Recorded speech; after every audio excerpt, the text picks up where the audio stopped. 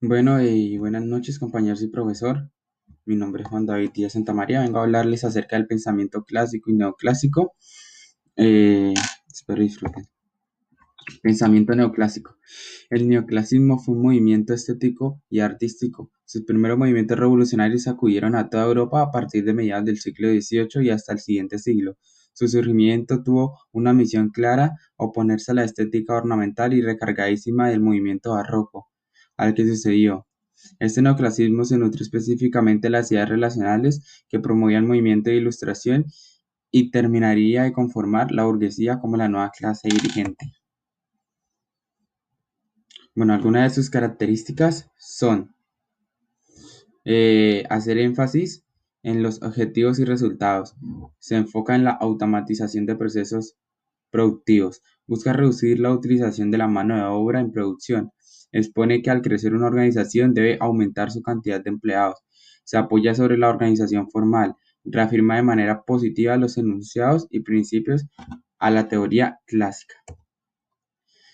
Algunos pensadores de los más importantes durante este momento fue William Stein Jobs. Nació en Liverpool el 1 de septiembre de 1835 y murió el 13 de agosto de 1882 en el Reino Unido. Aportó la utilidad marginal, que es la satisfacción del consumidor. Fue el pionero en introducir el rigor matemático a la economía. Una de sus frases célebres era: el valor del trabajo debe determinarse a partir del valor del producto y no el valor del producto a partir del valor del trabajo. Esto nos deja pensar que dependiendo de la materia prima y lo que se gastara al convertir esa materia prima en el producto, era lo que debería haber el producto y no viceversa. Alfred Marshall. Él fue otro de estos grandes pensadores en los cuales él nació en Inglaterra el 26 de julio de 1842 y murió el 13 de julio de 1924. Fue el economista británico más brillante de su época. Publicó Principios de la Economía en 1840. Añadió a la organización industrial los factores de producción, expuso su teoría del equilibrio parcial y realizó un análisis de la oferta y la demanda. Karl Menger. Él nació el 23 de febrero en Polonia y murió el 26 de febrero de 1921. Una de sus obras fue Principios de la Economía. El concepto del coste de oportunidad. Los bienes adquirían valor cuando las disponibilidades eran insuficientes. Pues esto, lo que él dice es como muy fácil de entender, lo cual que entre menos productos, menos materia prima, hay menos productos y por eso mismo adquirirán un valor mayor. Leon Wallace. Él nació el 16 de septiembre de 1834 y murió en Suiza el 5 de enero de 1910. Fue el fundador de la economía matemática. A partir de los pensamientos de él, la economía se pudo ver también con números, de una manera más matemática. Fue el primero en analizar cómo el problema matemático es el equilibrio general de la competencia perfecta. Los precios se determinan por las interacciones entre los mercados. Escuelas neoclásicas. Se dividían en tres: la escuela austriaca, que era la de Menger, que eran los fundamentos de análisis marginal; la escuela inglesa, que era la de Gibbons y Marshall, su concepto es el equilibrio parcial; y la escuela francesa, que es la de Walras, que se basa en la teoría del equilibrio general y el concepto de utilidad marginal. Algunas ventajas y desventajas. Algunas desventajas: que puede incentivar la reducción del personal sin hacer foco en la persona que pierde el empleo. La autoridad en la empresa es única y directa. Las personas encargadas dirigen todas las actividades de la empresa y no solo una en específico, lo cual puede traer consecuencias. La persona encargada de dirigir puede tender a exagerar su función. Algunas ventajas son: ofrecer mejores resultados a las pequeñas empresas, posee una estructura simple y se comprende fácilmente, busca minimizar la productividad y el rendimiento de la organización, defiende las responsabilidades que posee cada individuo de la empresa y la facilidad de contención e implementación por parte de los individuos implicados. Eh, Esto nos lleva a pensar de que a gran escala es difícil porque son decisiones de una sola persona y que pueden hacer que el poder dañe las cosas, pero a pequeñas empresas se aporta mucho porque no se necesita mucho. Bueno, continuando con mi exposición, seguimos ahora con el pensamiento clásico. El pensamiento clásico se lleva a comienzos del siglo XVIII a principios del siglo XIX. Estudia el capitalismo naciente y defiende el interés egoísta de cada individuo y la libre competencia determinan el sistema de precios ideal. Es considerada por muchos como la primera escuela económica. Características del clasismo. Los clásicos se interesaron no solo por las fuerzas económicas que determinan el crecimiento. Tanto los clásicos como los mercantilistas tienen el interés de explicar las que determinaban las riquezas de las naciones. Fueron los primeros que desarrollaron la ciencia económica. Siguieron la tradición de los mercantilistas en el sentido de que ambos centraron la atención en lo que hoy llamamos macroeconomía. Principios básicos del pensamiento clásico. El libre mercado dará como resultado una asignación óptima de los recursos. El gobierno no debe intervenir en el funcionamiento del mercado. De hacerlo, solo generará ineficiencia y obstaculizará alcanzar el equilibrio del mercado. Los precios se ajustan de manera natural a la alza y baja, incluyendo los salarios, para que los mercados logren un equilibrio. El mercado del trabajo se encuentra en pleno empleo. Si se observa desempleo, este será de carácter friccional o voluntario.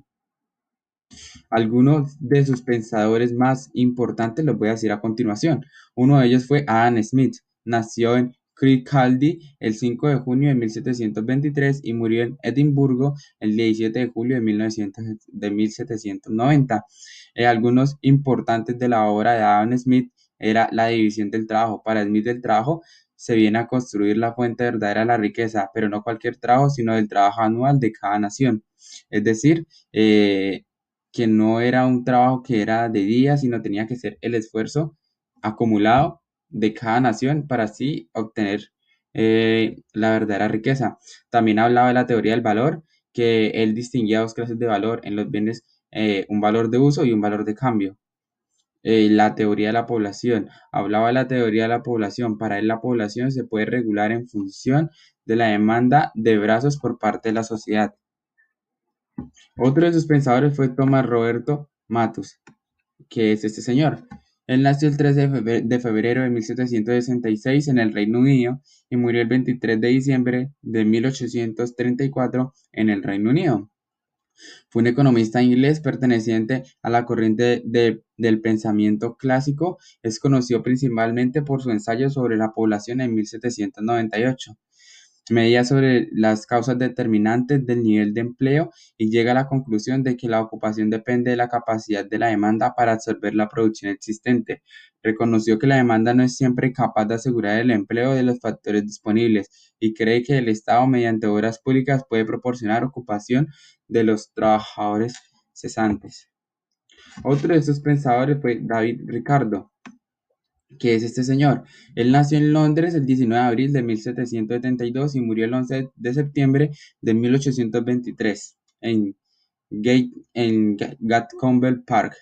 Escribió varias obras, siendo la más importante de todas aquellas que lleva el título Principios de Economía Política y Tribulación fiscal. Fue uno de los principales autores de la escuela clásica inglesa, que incluyó como diversas teorías al pensamiento de la escuela clásica, como teoría de la renta, el valor, el mercantilismo de la renta, teoría de la distribución y teoría del comercio internacional.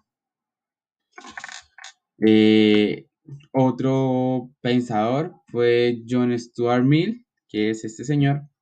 Él nació el 20 de mayo de 1806 y murió el 7 de mayo de 1873. Fue considerado como el mejor exponente del pensamiento liberal.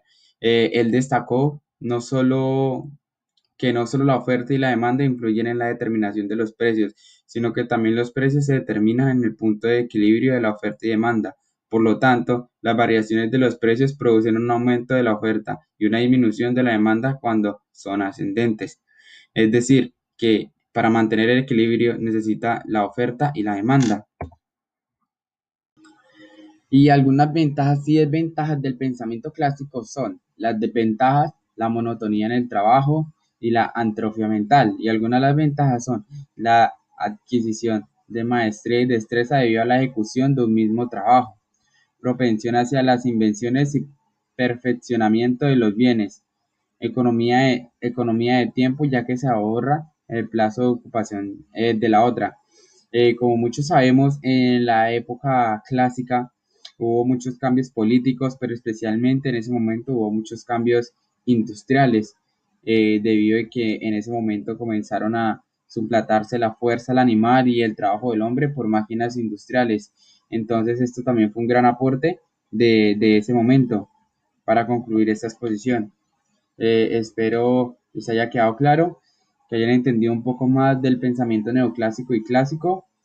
Eh, Espero disfruten de la presentación, bueno, la hayan disfrutado y que estén muy bien. Gracias por escucharme.